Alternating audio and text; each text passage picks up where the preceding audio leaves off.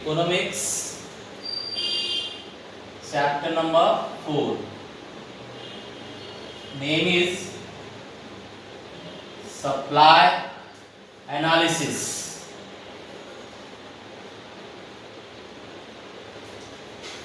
Students, supply analysis बिल्कुल demand analysis का उल्टा है।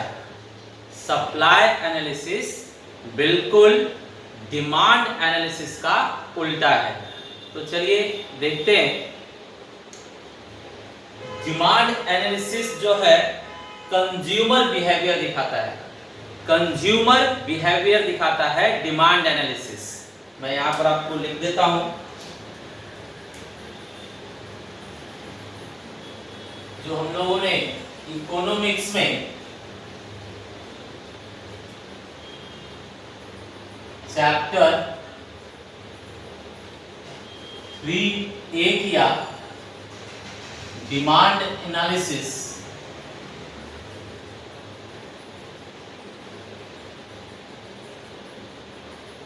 वो आपको कंज्यूमर बिहेवियर शो करता है।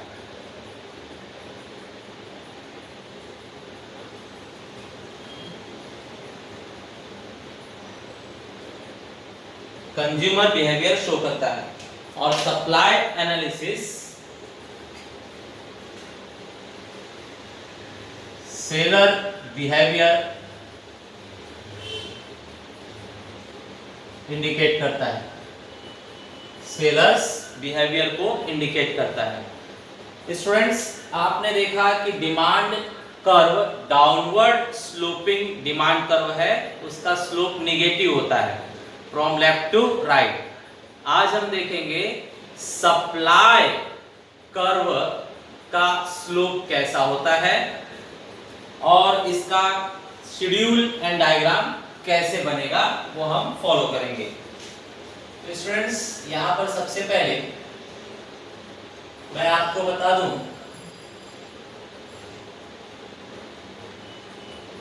प्रोडक्शन, सबसे पहले प्रोडक्शन होता है। प्रोडक्शन के बाद मान लीजिए फार्मर है, किसान है, वो प्रोडक्शन करता है। अनाज उसने मान लीजिए 100 केजी प्रोड्यूस किया। 100 केजी प्रोड्यूस करने के बाद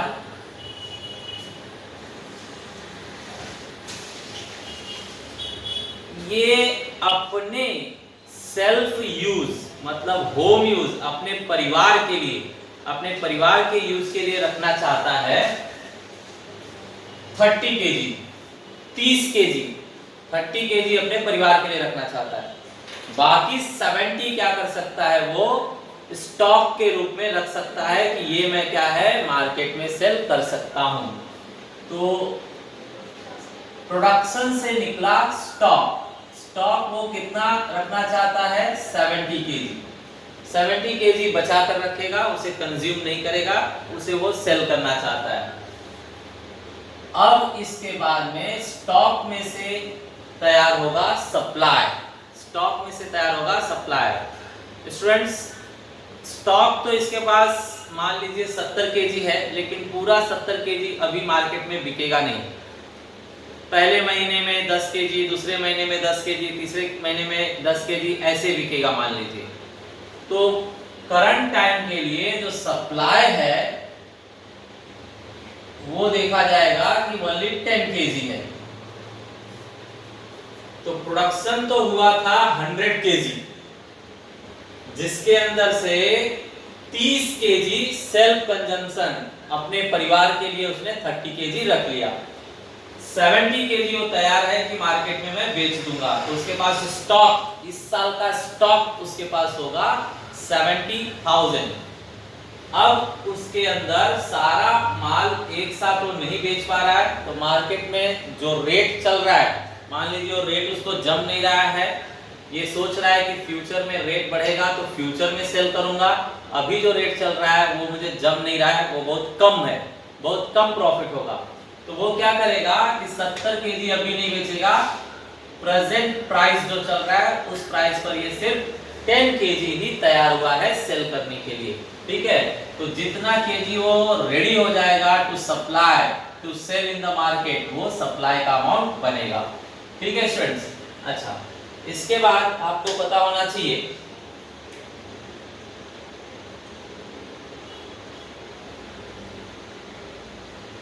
स्टॉक और सप्लाई में कंपैरिजन। आप देख रहे हैं स्टॉक ज्यादा होता है और उसी में से सप्लाई होता है, तो सप्लाई क्या होता है, कम होता है। तो हमेशा स्टॉक क्या होगा, ज्यादा होगा।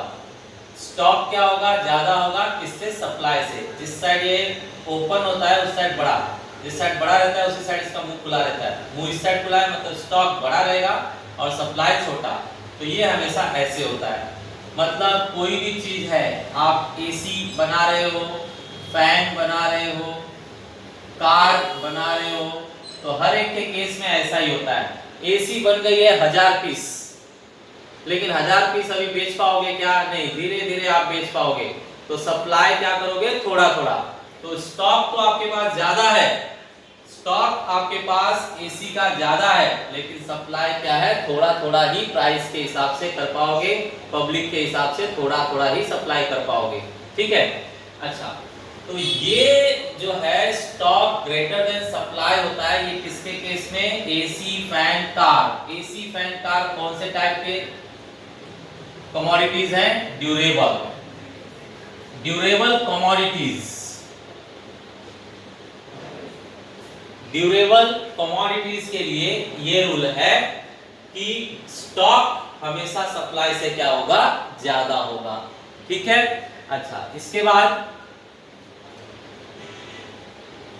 अगर मैं पेरिशेबल चीजों के बारे में बात करूं, पेरिशेबल मतलब क्या, मिल्क, वेजिटेबल,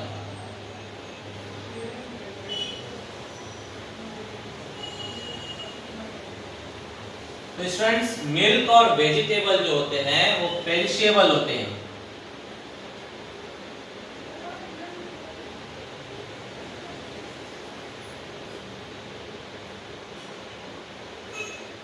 पेरिशेबल कमोडिटी मतलब जो बहुत जल्द नष्ट हो जाएंगे, खराब हो जाएगी, उसकी वैल्यू खत्म हो जाएगी।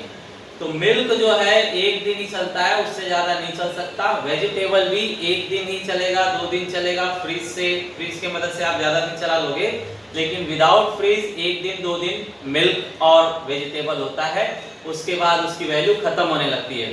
तो जो ज्यादा समय तक न रह सके, 24 घंटे में खराब होने वाली जो चीजें होती हैं उसे हम पेरिशेबल कमोडिटी कहते हैं, और जो लंबे समय तक चले उसे ड्यूरेबल कमोडिटी कहते हैं। तो पेरिशेबल कमोडिटीज के केस में आप जानते हो स्टूडेंट्स, मार्केट में मिल्क, कोई भी डेयरी में आप देखिए मिल्क आया 100 लीटर या 1000 लीटर, जितना भी डेयरी में आया वो लोग शाम तक फटाफट फटाफट बेचते बेचते वो पूरा खत्म कर देते हैं, अगले दिन के लिए नहीं रखते। तो मान लीजिए 1000 केजी उन लोगों ने अपने तबेले से 1000 केजी मिल्क लेकर आए, तो स्टॉक कितना है उनके पास, 1000 केजी। अब ये 1000 केजी पूरा वो क्या चाहते हैं कि आज के आज बेचकर समाप्त हो जाए, मतलब वो सप्लाई कितना करना चाहते हैं, 1000 केजी पूरा। तो पेरिशेबल कमोडिटीज के केस में क्या देख रहे हैं आप, स्टॉक आया था 1000 केजी और सप्लाई भी वो करना चाहते हैं 1000 केजी, पूरा का पूरा आज ही बेचना चाहते हैं। वेजिटेबल भी समझ लीजिए 100 केजी वेजिटेबल वाले ने वेजिटेबल लाया और वो भी ट्राई करता है कि आज के आज 100 केजी बिक जाए, लास्ट में भाव कम कर देता है, लेकिन वो चाहता है कि पूरा का पूरा 100 केजी आज के आज बिक जाए, बरोबर। तो इसका मतलब है पेरिशेबल कमोडिटीज के केस में स्टॉक और सप्लाई दोनों का क्वांटिटी क्या हो जाता है, सेम हो जाता है, वैल्यू क्या हो जाता है, सेम। मिल्क लाए 1000 लीटर तो पूरा 1000 लीटर आज के आज बेचोगे, वेजिटेबल लाया 1000 केजी तो आज के आज 1000 केजी सप्लाई करोगे, बेचोगे। ठीक है। तो यहाँ पर हमने देखा कि पेरिशेबल कमोडिटीज के केस में स्टॉक और सप्लाई दोनों क्या हो जाते हैं, इक्वल हो जाते हैं, स्टॉक और सप्लाई दोनों इक्वल हो जाते हैं। तो स्टूडेंट्स इस बात को आपको दिमाग में रखना है, ये इंपॉर्टेंट कॉन्सेप्ट बताया मैंने आपको।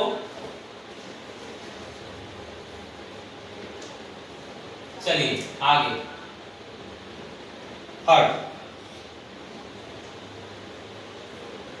थर्ड हम स्टूडेंट्स यहाँ पर डायग्राम और शेड्यूल बनाते हैं।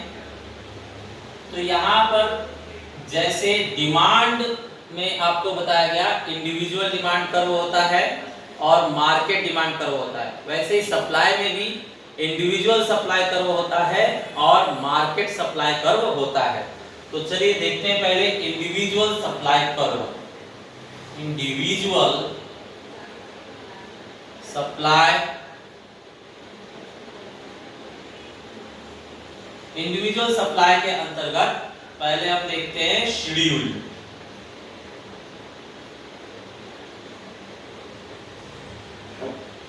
शेड्यूल में स्टूडेंट्स आपको याद रखना है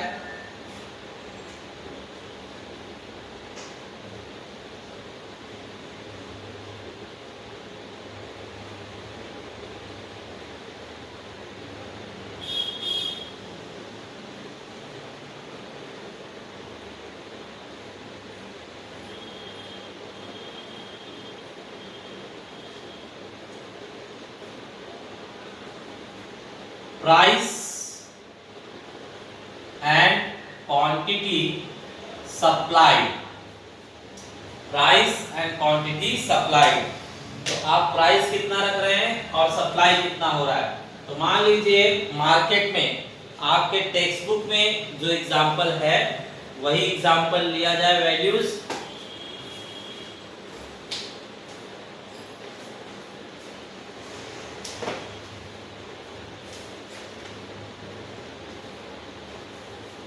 देखिए जब मार्केट में प्राइस था 100 रुपीज, प्राइस था 10 रुपीज, तो क्वांटिटी सप्लाई करने के लिए किसान के पास जो स्टॉक था अब कितना वो सप्लाई करना चाहता है, तो 10 रुपए प्राइस है ना, तो उसको जम नहीं रहा है।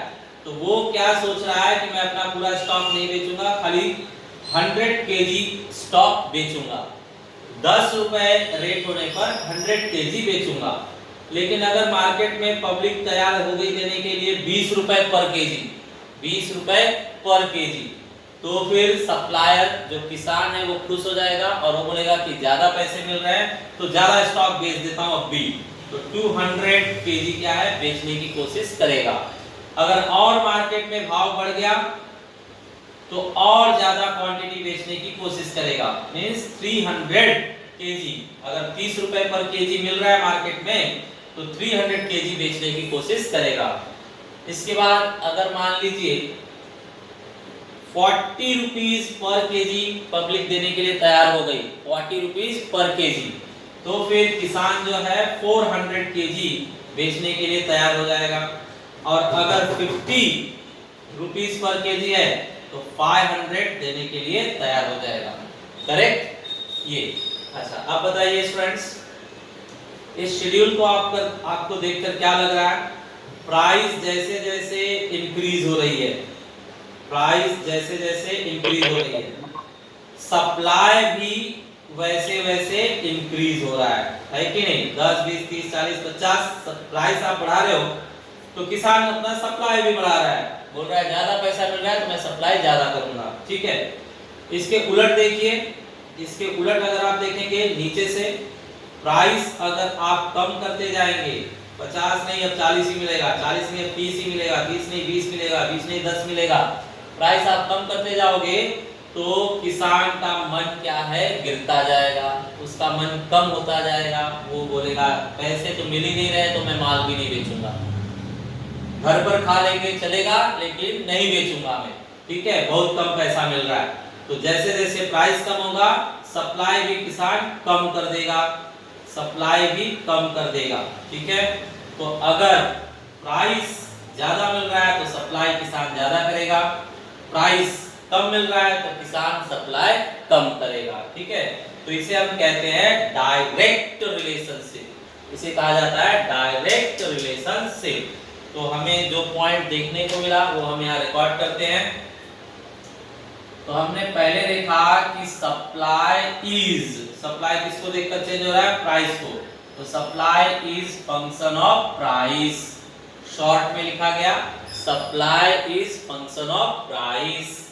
इसके बाद मैं लिखता हूं supply varies, supply varies directly with price. मतलब सप्लाई जो है प्राइस के साथ डायरेक्ट रिलेशनशिप रखता है, ठीक है। डायरेक्ट रिलेशनशिप मतलब प्राइस बढ़ेगा तो सप्लाई भी बढ़ेगा, प्राइस गिरेगा तो सप्लाई भी गिरेगा, ठीक है। इसके बाद में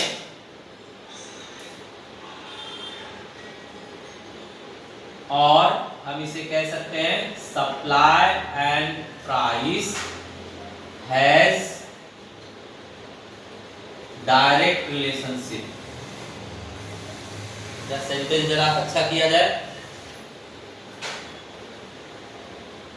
supply has direct relationship with price, supply has direct relationship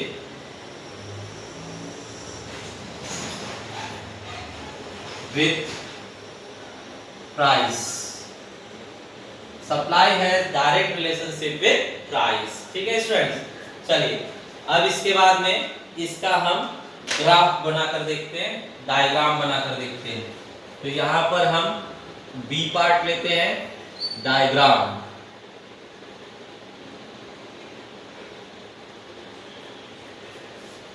diagram में स्टूडेंट्स जैसे हमने डिमांड चैप्टर में बनाया था सेम वैसे यहां पर भी बनाएंगे। चेक कीजिए, ये आपका कौन सा एक्सिस है, y एक्सिस, और ये कौन सा एक्सिस है, x एक्सिस। अब प्राइस हमेशा y एक्सिस पर चाहिए, तो प्राइस 10 से 50 यहां पर लिखेंगे, 10, 20, 30, 40, 50, ठीक है। और क्वांटिटी सप्लाइड x एक्सिस पर होगा, तो यहां पर लिखेंगे क्वांटिटी सप्लाइड।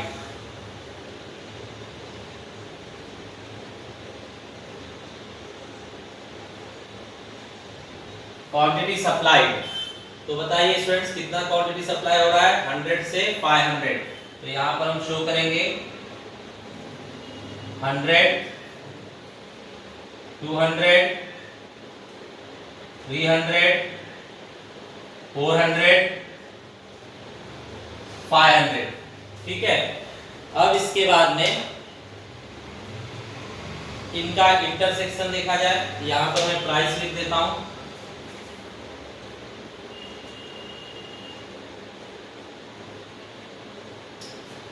चलिए अब इनका इंटरसेक्शन चालू करते हैं। तो 10 रुपीज प्राइस होने पर क्वांटिटी सप्लाई हुई है 100। जब प्राइस 10 था तो क्वांटिटी सप्लाइड हुआ है 100, तो इंटरसेक्शन कहां आ रहा है, यहां पर, ठीक है। नेक्स्ट आप इसे डॉटेड करके दिखा दीजिए।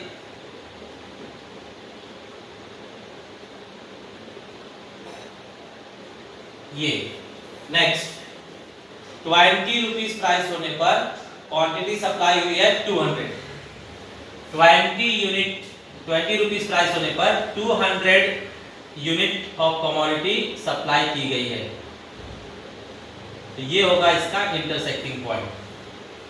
चलिए 30 रुपीज का रेट होने पर किसान 300 केजी सप्लाई कर रहा है, बेच रहा है, तो यहाँ 30 रुपीज प्राइस होने पर सप्लाई किया जा रहा है 300 केजी,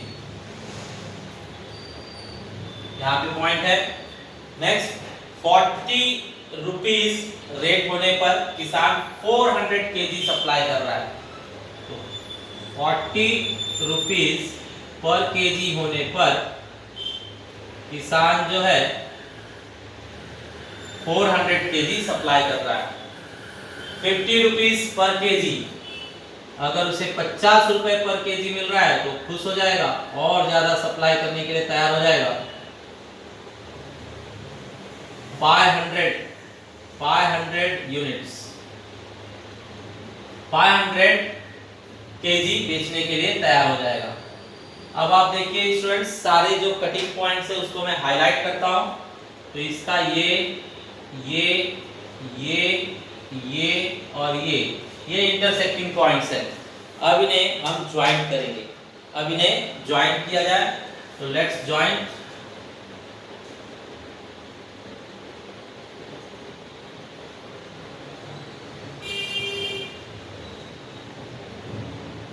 ये आपने ज्वाइंट किया स्टूडेंट्स। आप जब ज्वाइंट करोगे तो आप देखोगे कि ये सीधी लाइन जा रही है। आप एग्जाम्पल इतना इजी लोगे, हमेशा एग्जाम्पल इतना इजी लीजिए कि बनाने में एकदम आराम से बन जाए और लाइन एकदम सीधी बने। आप अलग अमाउंट लेंगे तो फिर ये सीधा लाइन नहीं बनेगा। आपको एकदम परफेक्ट लाइन टू लाइन 10, 20, 30, 40, 50, 100, 200, 300, 400, 500 ऐसे लाइन टू लाइन लेना है। तो ये ग्राफ बन गया फर्स्ट क्लास। यहाँ पर हम लिखेंगे सप्लाई। तो ये आपका सप्लाई कर्व है, ठीक है। चलिए यहाँ पर हमने लिख दिया ये आपका सप्लाई कर्व है। एक बार और इसे मैं हाईलाइट कर देता हूँ। ये आपका आया सप्लाई कर्व, ठीक है। ये सप्लाई कर्व आया। अब इसे देखकर आप क्या बोल सकते हैं वो यहाँ रिकॉर्ड कर लीजिए। तो आपने यहाँ फर्स्ट पॉइंट बोला, सेकेंड पॉइंट बोला, थर्ड पॉइंट बोला, फोर्थ पॉइंट आप क्या बोल सकते हैं। तो यहाँ पर आप बोलेंगे सप्लाई ऊपर बढ़ते जा रहा है ना, ऊपर बढ़ते जा रहा है। डिमांड नीचे आते जाता है लेकिन सप्लाई क्या है, ऊपर बढ़ते जा रहा है। तो इसको हम कहेंगे slopes upward.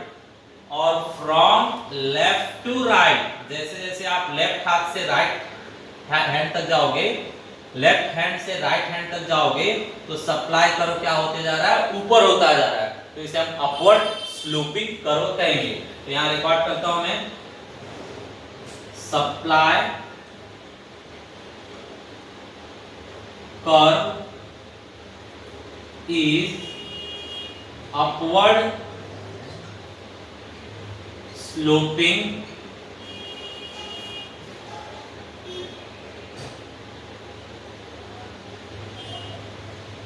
Curve from left to right. Supply curve is upward sloping curve from left to right, ठीक है। इसके बाद में पांचवा पॉइंट हम कहेंगे, डिमांड को कौन सा स्लोप था, निगेटिव स्लोप, लेकिन इसे कौन सा स्लोप हम लोग कहेंगे, पॉजिटिव स्लोप। तो यहां पर लिखा जाएगा supply curve has positive slope.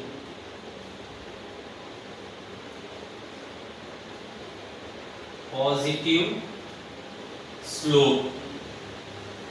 तो डिमांड कर्व के पास पॉजिटिव स्लोप होता है, वो ऊपर की तरफ बढ़ता है, ठीक है स्टूडेंट्स।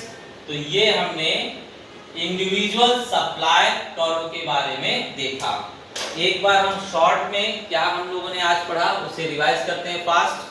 तो बताइए स्टूडेंट्स, सबसे पहले क्या होता है मार्केट में, प्रोडक्शन होता है।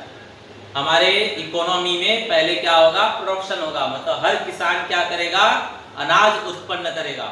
प्रोडक्शन होने के बाद सब किसान लोग पहले अपने घर पर अपने परिवार के लिए अनाज रखेंगे, फिर उसके बाद जो बचेगा वो स्टॉक बनाकर रख देंगे बेचने के लिए, ठीक है।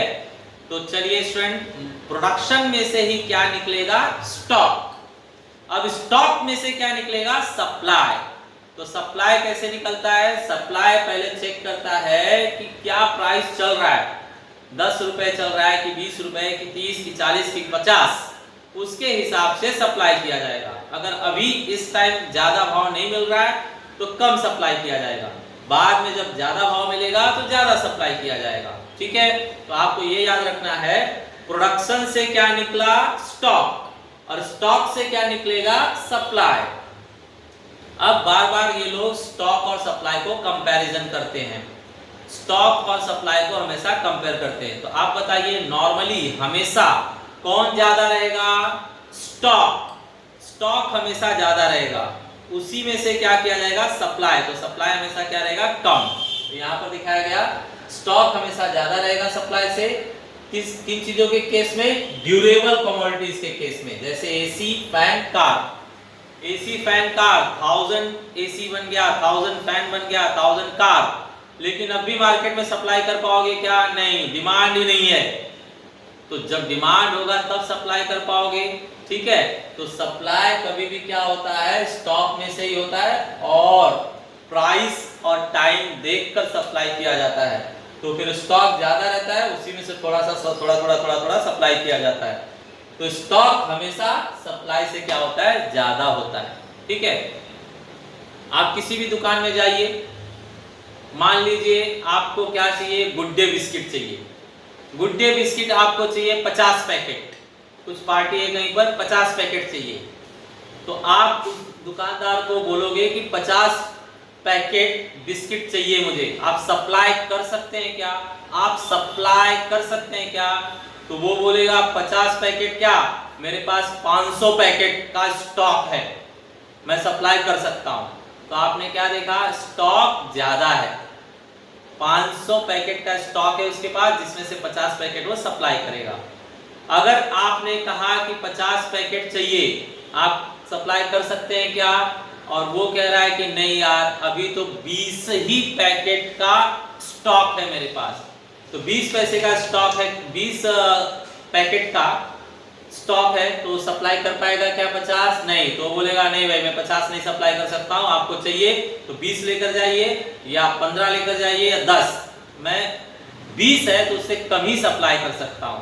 तो डेफिनेटली यहाँ पर हमें समझ में आ रहा है कि जो भी स्टॉक होगा उससे लेस, उससे कम अमाउंट क्या किया जाएगा, सप्लाई किया जाएगा। तो हमेशा याद रखिए, स्टॉक जो होता है वो बड़ा होता है, और उसी में से सप्लाई होता है, इसलिए सप्लाई क्या होता है, छोटा होता है, ठीक है। और ऐसा डेफिनेटली किसके केस में होगा, ड्यूरेबल कमोडिटी के। जब हम पेरिशेबल कमोडिटी के केस में आते हैं, पेरिशेबल मतलब जो 24 घंटे के अंदर खत्म हो जाए, तो दूध और सब्जी, मिल्क एंड वेजिटेबल। तो इसमें क्या है, हर दुकानदार 100 किलो लाएगा तो 100 किलो आज ही बेचेगा। 100 किलो भाजी लाया तो 100 किलो आज ही बेचकर खत्म करेगा। 100 लीटर मिल्क लाया तो 100 लीटर आज ही खत्म करने की कोशिश करेगा। मतलब जो स्टॉक है वो पूरा सप्लाई करने की कोशिश करेगा। तो यहाँ पर 100 केजी स्टॉक है तो सप्लाई भी 100 केजी करने की कोशिश करेगा, मतलब स्टॉक और सप्लाई क्या होगा, सेम होगा। तो ऐसा सेम किसके केस में होगा, पेरिशेबल कमोडिटीज के केस में। तो ये जो मैंने बताया ऑब्जेक्टिव के लिए इंपॉर्टेंट है। डिस्टिंग्विश अगर आया स्टॉक और सप्लाई का तो उसमें भी ये लिखने के लिए इंपॉर्टेंट है। करेक्ट स्टूडेंट्स, तो ध्यान रखिए इस बात को। आगे बढ़ते हैं, इंडिविजुअल सप्लाई करो। तो यहाँ से हम अब लाइन पकड़ रहे हैं, सप्लाई एनालिसिस पर आ रहे हैं। तो पहले इंडिविजुअल सप्लाई कर्व हमने देखा। इंडिविजुअल सप्लाई कर्व के अंदर पहले शेड्यूल बनाया जाएगा। शेड्यूल में ये दिखाना है आपको कि जब जब प्राइस बढ़ेगा तब तक किसान क्या है, और अनाज बेचने के लिए तैयार हो जाएगा। नहीं तो स्टॉक बनाकर रखेगा, बोलेगा बाद में बेचूंगा, पैसा नहीं मिल रहा है मार्केट में अभी। जब मार्केट में अच्छा पैसा मिलेगा तब वो बेचने के लिए तैयार हो जाएगा। तो अगर 10 रुपए से मिल रहा है तो 100 केजी बेचेगा, 20 रुपए का रेट मिल रहा है तो 200 केजी बेचेगा, 30 रुपए का रेट मिल रहा है तो 300 केजी, 40 रुपए का रेट मिल रहा है तो 400 केजी बेचेगा, 50 रुपए का रेट मिल रहा है तो 500 केजी बेचेगा। तो इस तरह से आप देख रहे हो, जैसे जैसे प्राइस इंक्रीज होगा सप्लाई भी क्या करेगा, इंक्रीज करेगा। और जैसे जैसे प्राइस डिक्रीज होगा, ऊपर चढ़ते जाइए तो डिक्रीज होता हुआ दिख रहा है, तो फिर क्वांटिटी सप्लाई भी क्या हो जाएगी, डिक्रीज हो जाएगी। ठीक है, तो ये इंडिविजुअल सप्लाई कर्व का शेड्यूल हमने देखा। इसको देखने से हमें पता चल रहा है सप्लाई किसको देखकर चेंज हो रहा है, प्राइस को। इसलिए supply is function of price. इसको हम वर्ड्स में कैसे लिखेंगे, supply varies directly with price. Directly मतलब सीधा सीधा, डायरेक्टली मतलब सीधा सीधा। प्राइस बढ़ेगा तो सप्लाई भी बढ़ेगा, प्राइस गिरेगा तो सप्लाई भी गिरेगा। इसको हम कहते हैं सीधा सीधा रिलेशन। ठीक है, तो सीधा सीधा मतलब क्या, डायरेक्टली रिलेशन। अच्छा, इसको उल्टे अलग शब्दों में क्या बोलेंगे, और supply has direct relationship with price. Supply का रिश्ता जो प्राइस के साथ है वो डायरेक्ट वाला है, सीधा सीधा है। ठीक है, चलिए आगे। इसी चीज का जब हमने डायग्राम बनाया तो 10 रुपए होने पर 100 केजी बेचा जा रहा है, 10 रुपए होने पर 100 केजी, 20 रुपए होने पर 200 केजी, 30 रुपए होने पर 300 केजी, 40 रुपए होने पर 400 केजी, 50 रुपए होने पर 500 केजी। तो सारे पॉइंट्स को अगर मिला दिया जाए तो ये सप्लाई का पैटर्न बन रहा है, मतलब सप्लाई कर्व बन रहा है, सप्लाई कर्व बन रहा है। तो इसको भी देखकर आप दो लाइन बोल सकते हैं, क्या बोल सकते हैं? Supply curve is upward sloping curve from left to right. Supply curve जो है लेफ्ट से राइट जाते टाइम अपवर्ड होता हुआ दिखाई दे रहा है, और इसलिए कहेंगे सप्लाई कर्व है पॉजिटिव स्लोप। पॉजिटिव मतलब बढ़ता हुआ स्लोप है उसके पास, गिरता हुआ स्लोप नहीं, बढ़ता हुआ स्लोप है सप्लाई के पास। ठीक है स्टूडेंट, तो ये उन्होंने इंडिविजुअल कर्व देखकर खत्म किया।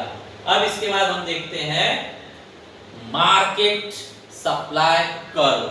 मार्केट सप्लाई कर्व में एक इंसान नहीं रहेगा सप्लाई करने वाला, कई इंसान रहेंगे। तो एक ही किसान नहीं रहेगा, कई किसान सप्लाई करेंगे मार्केट में। तो अगर कई किसान सप्लाई कर रहे हैं तो कैसा डिमांड, तो कैसा सप्लाई कर्व बनेगा वो हम जरा देखते हैं। ठीक है स्टूडेंट्स, तो यहाँ पर इसे चेंज किया जाए, आप इसका स्क्रीनशॉट ले लीजिए। अब मैं इसे मिटाने वाला हूँ। चलिए स्टूडेंट्स यहाँ पर ध्यान देते हैं, फिर से एग्जाम्पल हम बिल्कुल इजी लेंगे।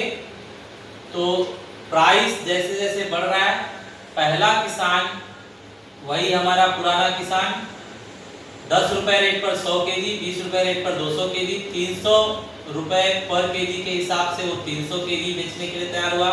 40 रुपए का रेट होने पर 400 केजी बेचना चाहता है, 50 रुपए का रेट होने पर 500 केजी बेचना चाहता है।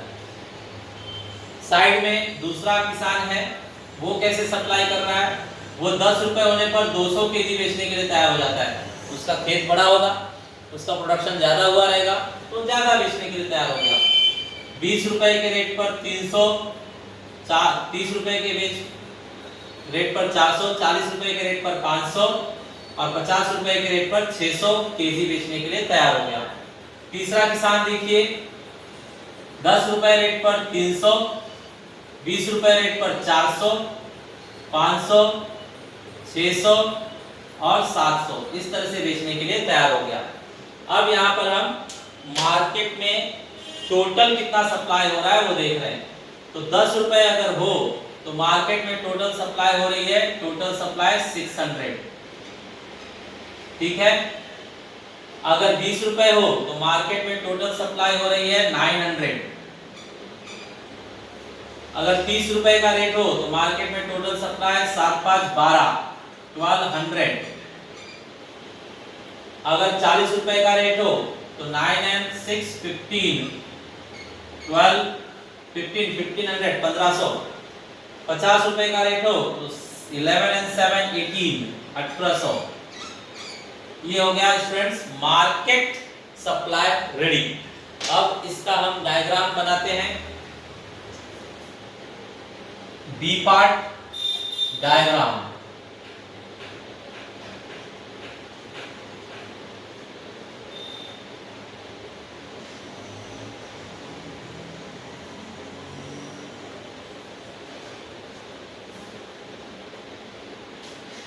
फिर से ये आपका y एक्सिस, ये आपका x एक्सिस।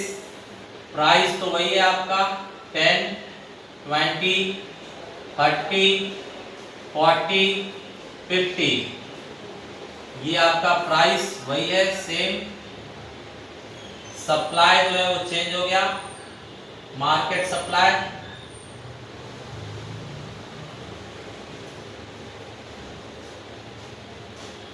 मार्केट सप्लाई जो है वो देख लेते हैं, क्या है मार्केट सप्लाई? 600 900 1200 1500 1800। तो वो यहाँ पर लिखेंगे हम 600 900 1200 1500 एंड 1800। ये चलिए अब इनका भी हम इंटरसेक्शन तैयार करते हैं। 10 रुपए होने पर मार्केट में 600 किलो आ जाता है बिकने के लिए।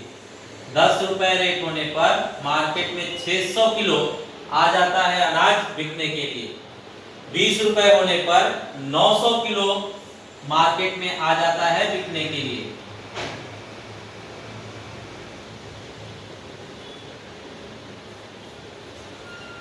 30 रुपए होने पर 1200, 30 रुपए होने पर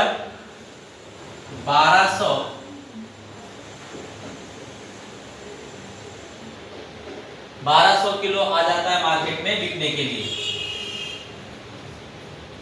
40 रुपए होने पर 1500 केजी आ जाता है मार्केट में बिकने के लिए। सप्लाई 1500 हो रहा है।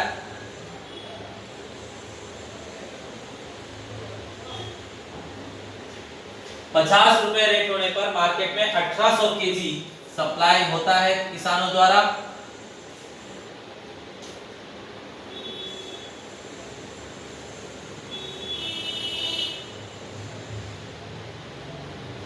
ये अब जो इंटरसेक्टिंग पॉइंट्स है उसे हम हाईलाइट कर देते हैं।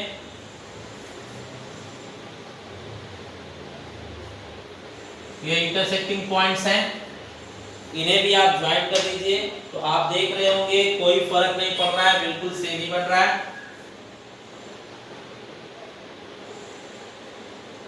ये हो गया आपका कर्व। तो इसे हम क्या कहेंगे? Market supply curve.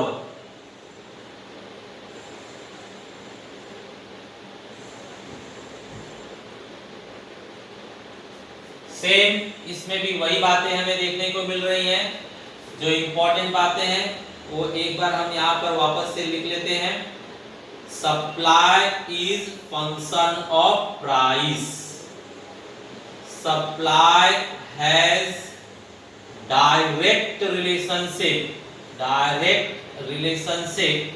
या डायरेक्ट वेरिएशन लिखते हैं। Direct variation with price। Supply है डायरेक्ट वेरिएशन विद प्राइस। तीसरा इंपॉर्टेंट बात हम क्या देख रहे हैं? Upward sloping. तो supply curve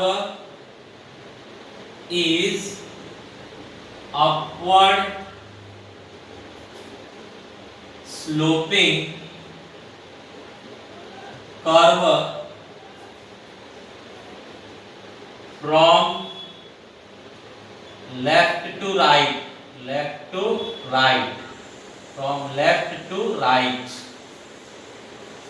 Next, supply curve has positive slope,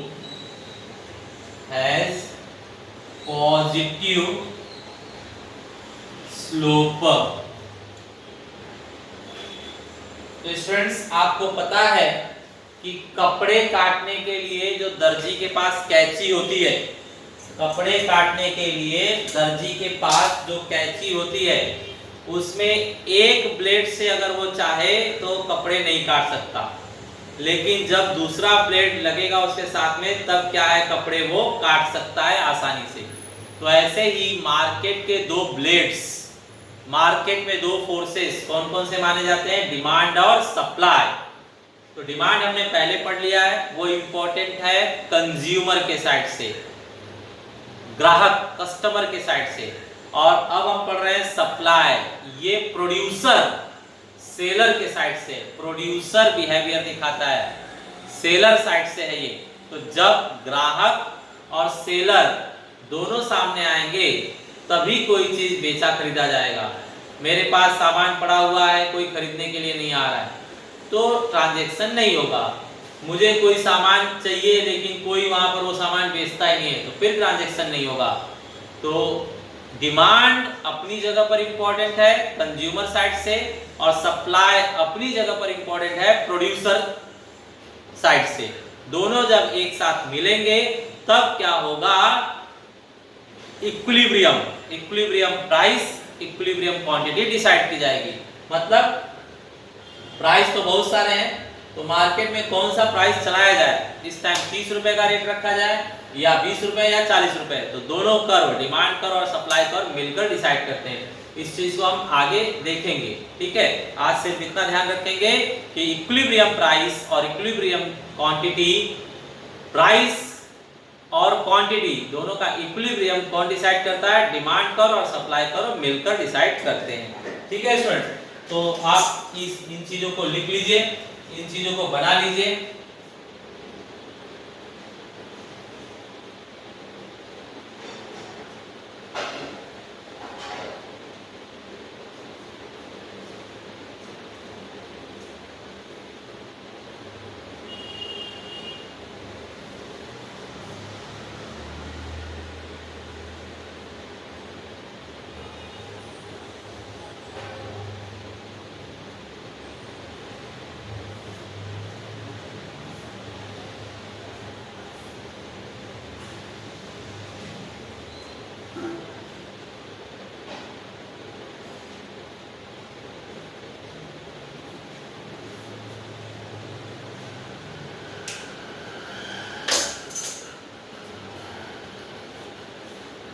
ये स्टूडेंट्स क्लियर हुआ।